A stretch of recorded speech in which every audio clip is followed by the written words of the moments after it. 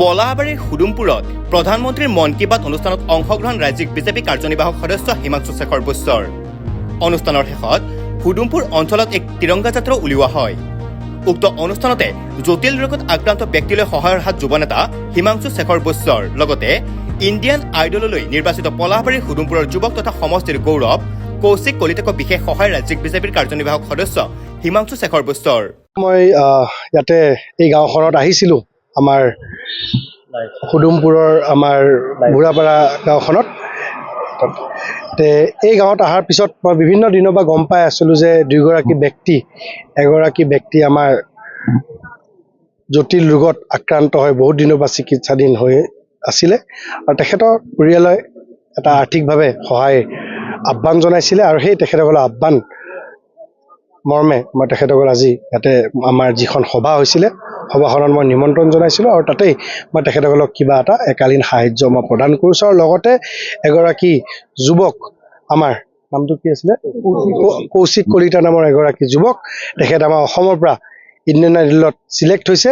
কিন্তু তাতকৈ ডাঙৰ কথা, আমাৰ পলাশবাৰী সমষ্টিৰ বাসিন্দা, তেখেত এজন উঠি অহা যুৱক, খুব সুন্দৰ গান গায় আৰু যিহেতু তেখেতৰ গাঁৱতে আজি এক অনুষ্ঠান আমি আয়োজন কৰিছোঁ আৰু মই ভাবিছোঁ যে তেখেত অতি শীঘ্ৰে খুব সম্ভৱ অহা সপ্তাহত মুম্বাইলৈকে যাব। তেখেতৰ আগন্তুক যি কম্পিটিশ্যন আছে, কম্পিটিশ্যনত ভাগ ল'বলৈ যাব। সেইকাৰণে তেখেতৰ গাঁৱত অহাৰ বাবে ৰাইজৰ আশীৰ্বাদ তেখেতে লৈ, ৰাইজে আশীৰ্বাদ তেখেতক দিছে আৰু লগতে ৰাইজৰ আশীৰ্বাদৰ লগতে মই তেখেতক আৰ্থিকভাৱে এটা অনুদান আগবঢ়াইছোঁ যাতে তেখেতৰ যি এই যাত্ৰাত যাতে তেখেতৰ এক কিঞ্চিত পৰিমাণৰ হ'লেও সহযোগিতা বা এটা তেখেতক সহায় কৰিব পাৰে, সেই উদ্দেশ্যেৰে মই তেখেতক আজি তেখেতৰ গাঁৱত অহাৰ পিছত তেখেতকো এটা আৰ্থিক অনুদান মই তেখেতক দিছোঁ।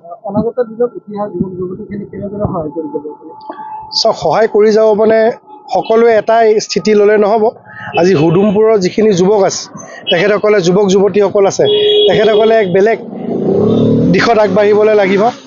যিহেতু হুডুমপুৰ অঞ্চলৰ মেক্সিমাম অঞ্চল এতিয়া উদ্যোগমুখী অঞ্চল হৈ পৰিছে। কিন্তু আজি আপুনি যদি হাৰপৰা গাঁও পঞ্চায়তৰ যুৱক যুৱতীসকলৰ কথা কয়, তেখেতসকলক আমি খেতিৰ লগত জড়িত হ'বলৈ আহ্বান জনাব লাগিব। বিভিন্ন অঞ্চলত বিভিন্ন আমি পদক্ষেপ ল'ব লাগিব, বিভিন্ন দিশত আমি কাম কৰিব লাগিব আৰু সেই কামখিনি কি ধৰণে আগবঢ়াই লৈ যাওঁ, পৰৱৰ্তী দিনবিলাকত মই নতুনকৈ কিছুমান কাম আৰম্ভ কৰিম। আপোনালোকক আজিয়ে কৈ নিদিওঁ, ভৱিষ্যতৰ দিনত য'ত যেনেকৈ আমি কাম কৰি থাকোঁ আপোনালোকক আমি খবৰ দিম, আপোনালোকে আহিব, ৰাইজকো অৱগত কৰিব আৰু আমি কৰা কামখিনিও দেখুৱাব। মই ভাবোঁ আমি কৰা কামখিনি সঁহাৰি জনাই বা কামখিনি দেখি যুৱ প্ৰজন্ম অনুপ্ৰেৰিত হ'ব আৰু প্ৰফেশ্যনেল লাইনত তেখেতসকল যাবলৈ বেছি যত্ন কৰিব আৰু মই তেখেতসকলক প্ৰফেশ্যনেল লাইনত যাবলৈ বেছি আহ্বান জনাইছোঁ। চাকৰি কৰিব লাগে, চাকৰি কৰিলেও ঘৰ সংসাৰ চলে। চৰকাৰী চাকৰি আমি জানো যে কোনো দুৰ্নীতি নোহোৱাকৈ আমাৰ গাঁৱৰ যুৱক যুৱতীসকলে পোৱা আমি দেখা পাইছোঁ। যিসকলে চাকৰি কৰাৰ ইচ্ছা আছে তেখেতসকলে পঢ়া শুনা ভালকৈ কৰক আৰু যিসকলে চাকৰি কৰিব ইচ্ছা নাই তেখেতসকলে যদি উদ্যোগৰ ফালে তেখেতে ভালদৰে দৃষ্টি দিয়ে আৰু যাতে নিজে ব্যৱসায় কৰিবলৈ, নিজে স্বাৱলম্বী হ'বৰ কাৰণে যাতে নিজেই নিজৰ হাতত এক ব্যৱসায়িক প্ৰতিষ্ঠান গঢ় লৈ তুলিব পাৰে, তাৰে মই আহ্বান জনাইছোঁ। পলাশবাৰীৰ পৰা Jitumoni Sharma report, news NE 365। Stay informed, stay ahead. News Any 365.